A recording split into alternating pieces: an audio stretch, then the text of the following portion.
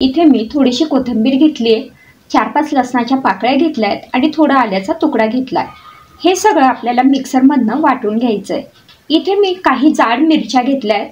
तर ह्या मिरच्या आधी स्वच्छ धुवून घ्यायच्या, नंतर व्यवस्थित पुसून घ्यायच्या आणि ह्या पुसून घेतल्यानंतर सुरीच्या साहाय्याने ह्या पद्धतीने मधोमध कट करून घ्यायच्या. आता ह्या कट करून झाल्यानंतर ह्यातल्या ज्या बिया आहेत त्या आपण काढून घेऊ शकतो, नाही काढल्या तरी सुद्धा चालेल.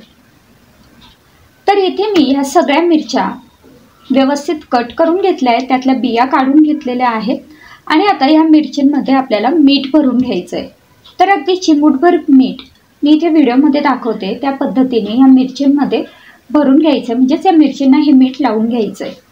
एक मध्यम आकाराची वाटी एवढी मी बेसनपीठ इथे घेतलं आहे, त्यात चवीपुरता मीठ टाकून घ्यायचं आहे, थोडंसं जिरं टाकून घ्यायचं आहे, 1 चमचा ओवा टाकायचा, पाव चमचा हळद आणि पाव चमचा लाल तिखट टाकून घेतलं आहे. तिखट तुम्ही तुमच्या आवडीनुसार कमी जास्त करू शकता. त्यानंतर जे कोथिंबीर आणि आलं लसणाचं वाटण होतं ते याच्यात टाकून घेतलं. आता 2 ते 3 चमचे तेल मी इथे टाकून घेतलं आहे. तेल टाकल्यानंतर या पद्धतीने हे सगळं एकजीव करून घ्यायचं आहे. तेलाची क्वांटिटी इथे थोडीशी जास्तच घ्यायची आहे, जेणेकरून हे पीठ कोरडं वाटणार नाही. आता अगदी फक्त 3-4 चमचे आपल्याला याच्यात पाणी टाकून घ्यायचं आहे. ज्या मिक्सरच्या भांड्यात मी वाटण बनवलं होतं त्याच भांड्यात मी थोडंसं 2-3 चमचे पाणी टाकून घेतलं आहे आणि ते पाणी मी आता ह्या पिठात टाकून घेतलं आहे. हे पहा, पाणी टाकल्यानंतर हे या पद्धतीने एकजीव केलं तर तुम्ही बघू शकताय असं थोडंसं कोरडं पीठ आपल्याला ठेवायचं आहे. आता आपलं मिरचींसाठीचं जे सारण आहे ते तयार झालं आहे. आता हे सारण आपण ह्या मिरचींमध्ये भरून घेऊ. सारण भरताना ह्या पद्धतीने अगदी सावकाश भरायचं आणि आपल्याला किती सारण हवं आहे त्या अंदाजाने हे सारण ह्या मिरचींमध्ये भरून घ्यायचं आहे. तर मी इथे सगळं सारण आता मिरचींमध्ये भरून घेतलेलं आहे. तुम्ही बघू शकतायत ह्या सगळ्या मिरच्या आपल्या इथे आता तयार झाल्या आहेत. आता आपण ह्या मिरच्या फ्राय करून घेऊ. ह्या मिरच्या फ्राय करण्यासाठी तव्यावरती मी 1 ते 2 चमचे तेल घेतलं आहे. तेल गरम झालेलं आहे. आता ह्या ज्या मिरच्या आहेत त्या आपल्याला या तव्यावरती ठेवायच्या आहेत. तर जी पिठाची बाजू असते ती बाजू खाली ठेवायची. ह्या पद्धतीने ह्या मिरच्या तव्यात ठेवून घ्यायच्या आहेत. तर तव्यावरती मिरच्या ठेवल्यानंतर आपल्याला ह्याच्यावर एक झाकण ठेवायचं आहे आणि आता 8 ते 10 मिनिटं ह्या मिरच्या अगदी मंद गॅसवरती किंवा मध्यम गॅसवरती आपल्याला शिजवून घ्यायच्या आहेत किंवा फ्राय करून घ्यायच्या आहेत. जर तवा जाड असेल तर गॅसची फ्लेम तुम्ही मध्यमही करू शकतात, पण जर तवा बारीक असेल तर गॅसची फ्लेम अगदी लो ठेवा. साधारण 8-10 मिनिटानंतर मी हे झाकण उघडलं आणि ह्या मिरच्या अशा पद्धतीने पलटून घेतल्या, जेणेकरून मागच्या बाजूने सुद्धा या छान फ्राय होतील. आता ह्या बाजूने मी 5 मिनिटं ह्या मिरच्या पुन्हा फ्राय करून घेतल्या.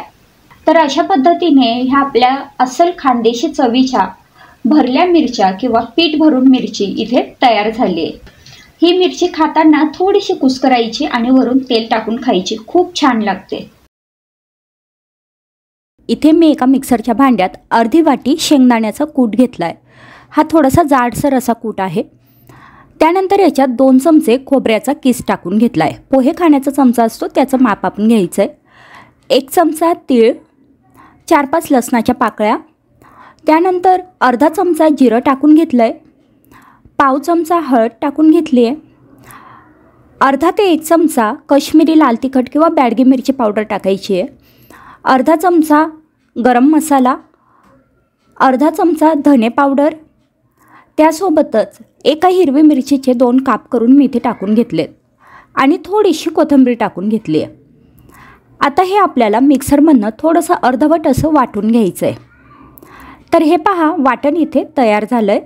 आता याच्यात आपल्याला चवीपुरता मीठ टाकून घ्यायचं आहे. मीठ सुरुवातीलाच टाकलं तरीसुद्धा चालेल. मीठ टाकून घेतल्यानंतर पुन्हा हे एकदा वाटून घेते. हे पहा, आता हे जे वाटण आहे हे असं थोडंसं ओलसर झालेलं आहे, याला छान तेल सुटलं आहे. आता आपले हे वाटण तयार झालं आहे. आता इथे मी साधारण 100 ग्रॅम एवढ्या भेंडी घेतलेल्या आहेत आणि त्या अशा मधोमध चिरून घेतल्या आहेत, जेणेकरून त्याच्यात आपण मसाला भरू शकू. मोठी भेंडी असेल तर भेंडीचे 2 काप करायचे आणि छोटी असेल तर एकच राहू दिली तरी चालेल. त्यानंतर या भेंडीमध्ये आपण जो मसाला तयार करून घेतलेला आहे किंवा जे वाटण बनवून घेतलं आहे ते वाटण ह्याच्यात अशा पद्धतीने भरून घ्यायचं आहे. हे पहा, मी इथे आता सगळ्या भेंडींमध्ये हे वाटण भरून घेते. हे वाटण भेंडीमध्ये भरायला थोडासा वेळ लागतो, पण ही भेंडीची भाजी चवीला खूप छान अशी लागते. त्यामुळे कधीतरी बनवायला खरंच हे खूप छान असं ऑप्शन आहे. तर हे पहा, या सगळ्या भेंडी मी इथे भरून घेतलेल्या आहेत. आता एका कढईमध्ये एक मोठा चमचा तेल गरम करायला ठेवलं. ह्या भाजीसाठी थोडं जास्त तेल लागतं. तेल गरम झाल्यानंतर त्यात अर्धा चमचा मोहरी टाकून घेतली. मोहरी चांगली तडतडू द्यायची. आता मोहरी छान तडतडली की त्यात पाव चमचा जिरं टाकून घेतलं आहे. जिरं आपण वाटणात पण टाकलं होतं, त्यामुळे आता इथे थोडं कमी जिरं टाकलं आहे. जिरं मोहरी तडतडल्यानंतर आपण ज्या भेंडी भरून घेतलेल्या होत्या त्या या तेलामध्ये ठेवून घ्यायच्या आहेत. पण या तेलात या भेंडी ठेवताना मसाल्याचा जो भाग आहे तो वरच्या दिशेने येईल अशा प्रकारे ठेवायच्या. अशी एखादी पसरट कढई असेल किंवा पसरट पॅन असेल तर तो तुम्ही या भाजीसाठी वापरू शकतात. शक्यतोवर जाडबुडाचं भांडं वापरा. आता या सगळ्या भेंडी मी इथे या कढईमध्ये ठेवून घेतल्या आहेत. आता कढईवरती एक झाकण ठेवायचं आणि 5 मिनटं मंद गॅसवरती ह्या भेंडी शिजवून घ्यायच्या. हे पहा, 5 मिनटानंतर आपल्या भेंडी आता जवळपास अर्धवट अशा शिजलेल्या आहेत.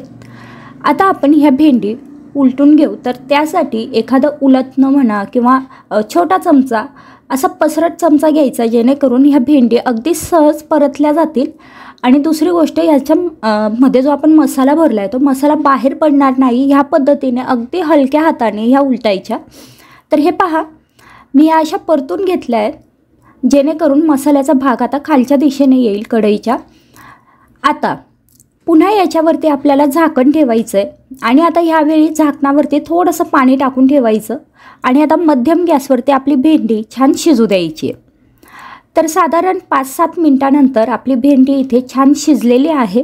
मी चेक करून पाहिली आहे. जर समजा ही भेंडी आतासुद्धा शिजलेली नसेल तर पुन्हा झाकण ठेवून एक 5 मिनटं मंद गॅसवरती ही भेंडी शिजवून घ्या.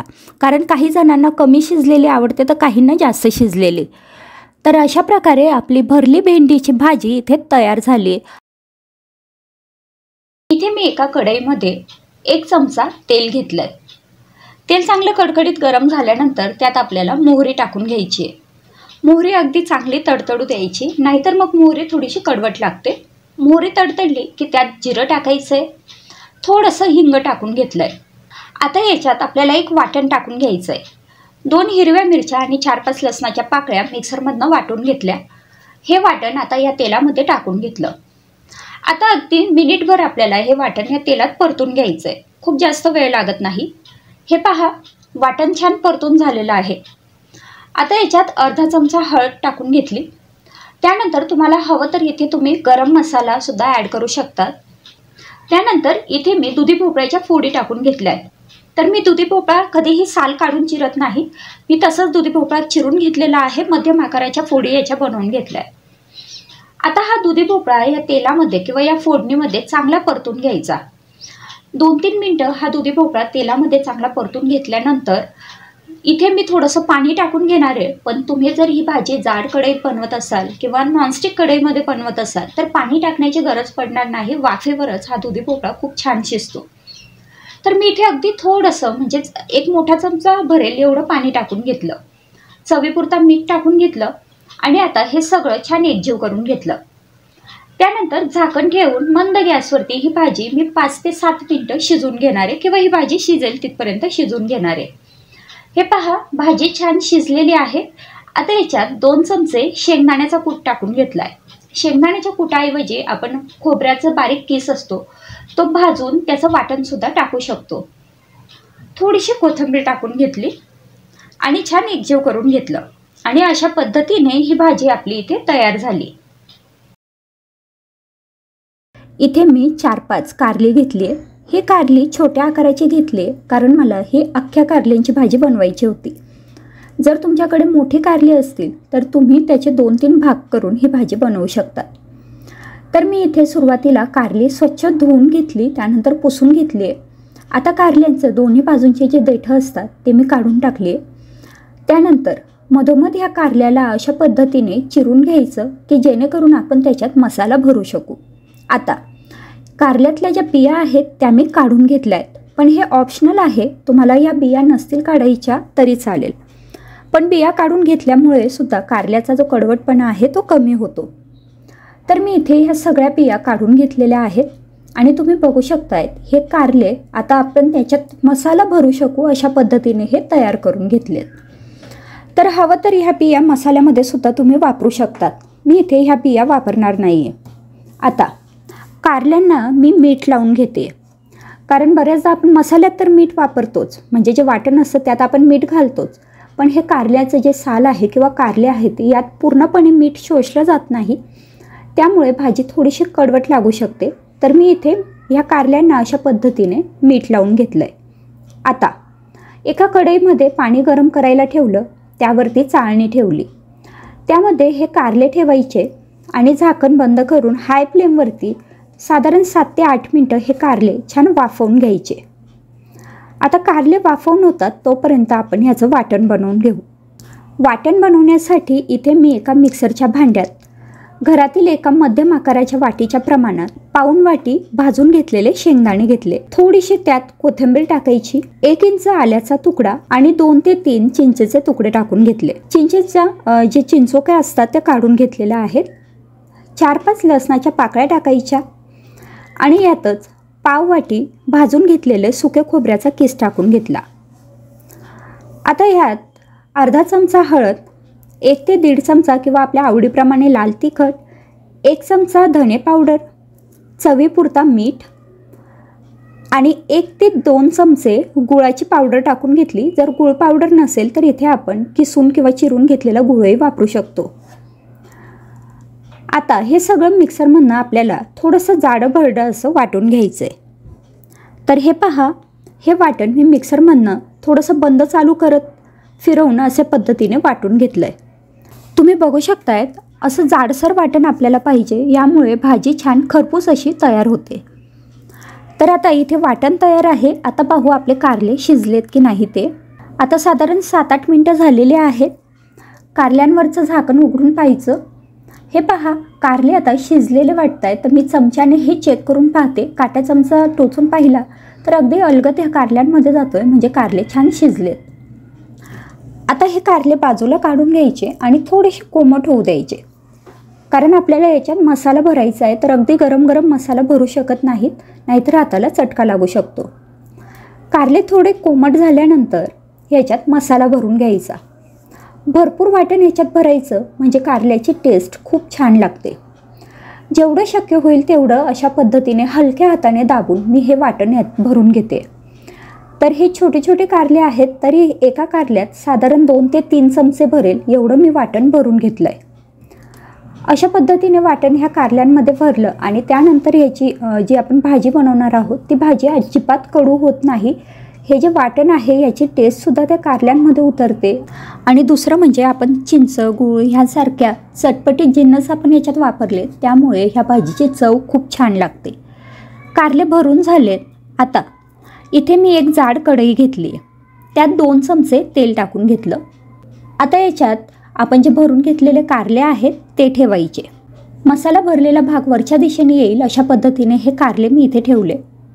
त्यानंतर ताटात जो मसाला किंवा वाटण शिल्लक होतं ते सुद्धा या तेलात टाकायचं. आता हे वाटण ह्या तेलात आपल्याला थोडंसं परतून घ्यायचं आहे, पण हे हलक्या हाताने परतायचं, कारण वाटणासोबत हे कारलेसुद्धा परतले जाणार आहेत.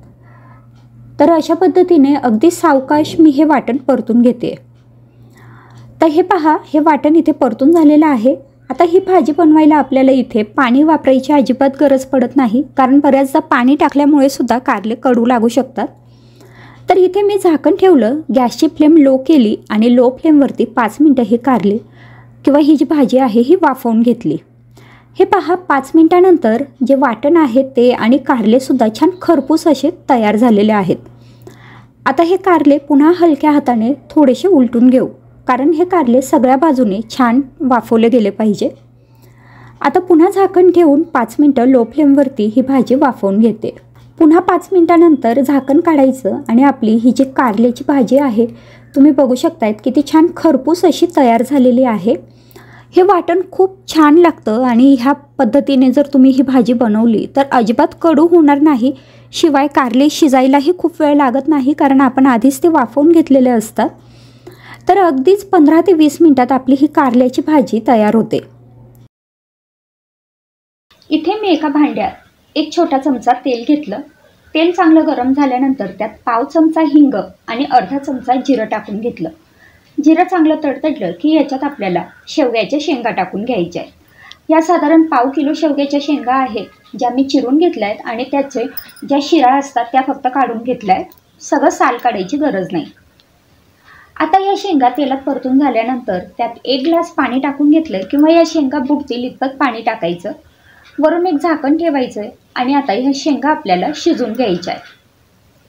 साधारण 7-1 मिनिटानंतर आपल्या ज्या शेंगा आहेत त्या आता शिजलेल्या आहेत. आपल्याला या शेंगा पूर्ण शिजवायच्या नाही आहेत, 70% शिजतील इतपत शिजवायच्या आहेत. हे पहा, शेंगा आता शिजून झाल्यात. त्यानंतर एका कढईमध्ये 1 मोठा चमचा तेल घेतलं. तेल कडकडीत गरम झाल्यानंतर त्यात अर्धा चमचा मोहरी टाकून घेतली आणि मोहरी तडतडली की मग याच्यात अर्धा चमचा जिरं टाकायचं आहे. आता जिरं मोहरी छान तडतडल्यानंतर यात मी बारीक चिरून घेतलेला कांदा टाकून घेतला आहे. एक मध्यम आकाराचा कांदा बारीक चिरून घेतला होता. कांदा आपल्याला सोनेरी रंगावर परतून घ्यायचा आहे. हे पहा, कांदा इथे छान परतून झाला आहे.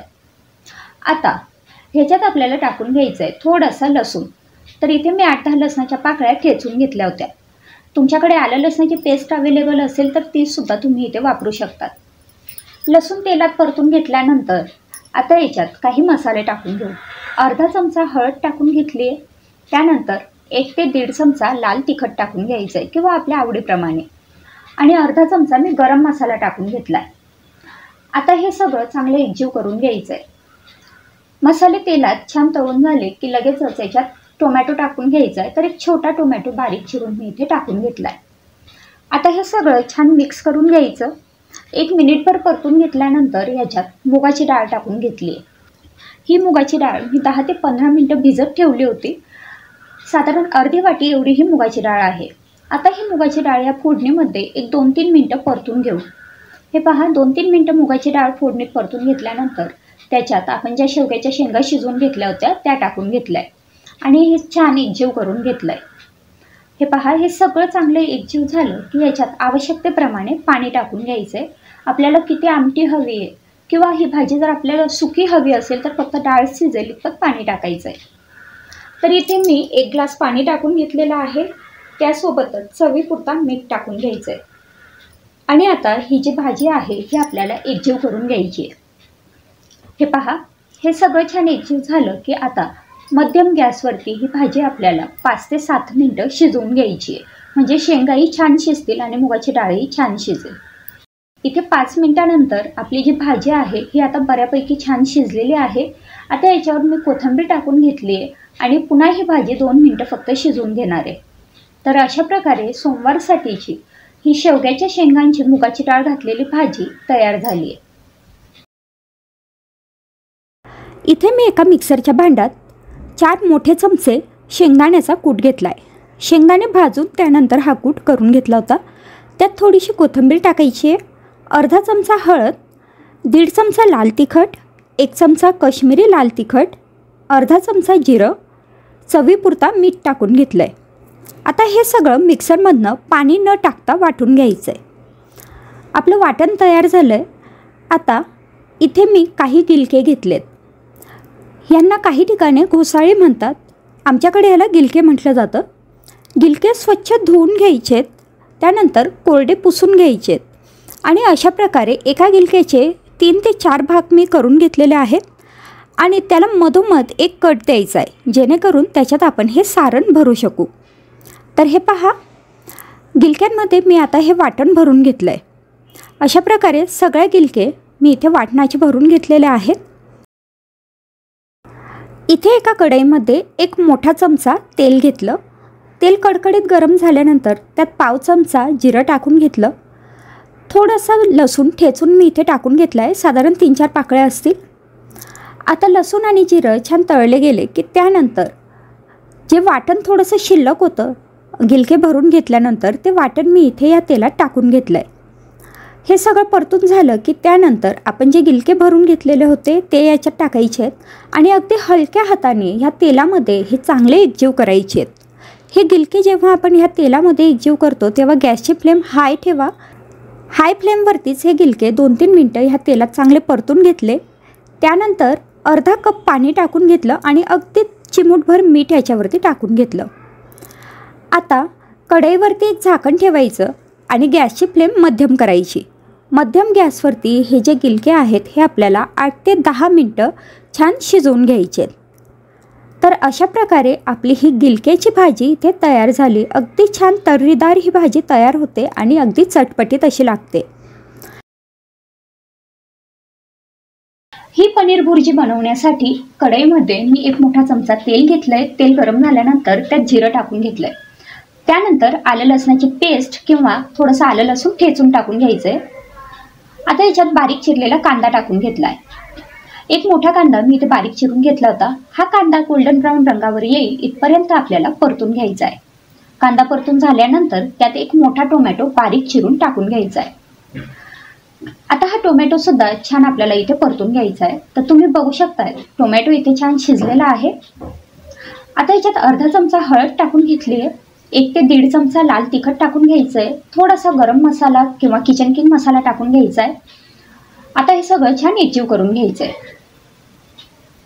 हे मसाले आता छान परतून झालेले आहेत. आता याच्यात मी 1 छोटा चमचा दही टाकून घेतलंय. हे फ्रेश दही घ्यायचं आहे, आंबट दही घेऊ नका. दही टाकल्यानंतर हे सगळं छान एकजीव करून घेतलंय. आता इथे मी 200 ग्रॅम पनीर घेतलं होतं आणि ते या पद्धतीने कुस्करून घेतलंय आणि हे कुस्करून घेतलेलं पनीर मी आता या मसाल्यात टाकून घेतलंय. मसाल्यामध्ये हे सगळं पनीर छान एकजीव करायचं. हे पहा पनीर छान एकजीव झालेलं आहे. आता याच्यात चवीपुरता मीठ टाकायचं आहे. थोडीशी कसुरी मेथी हातावरती या पद्धतीने क्रश करून इथे टाकून घ्यायची आहे. हे सगळं पुन्हा एकदा छान मिक्स करून घ्यायचं आहे आणि आता आवश्यकता वाटत असेल तर याच्यात थोडंसं पाणी टाकून घ्यायचं आहे. नाही टाकलं तरी सुद्धा चालेल, पण जर तुम्हाला थोडीशी ओलसर ही भुर्जी हवी असेल तर तुम्ही याच्यात थोडं पाणी टाकू शकता. पाणी टाकल्यानंतर मध्यम गॅसवरती 10 मिनिटं ही जी भुर्जी आहे ती मी शिजू दिलेली आहे आणि तुम्ही बघू शकताय आपली पनीर भुर्जी इथे तयार आहे.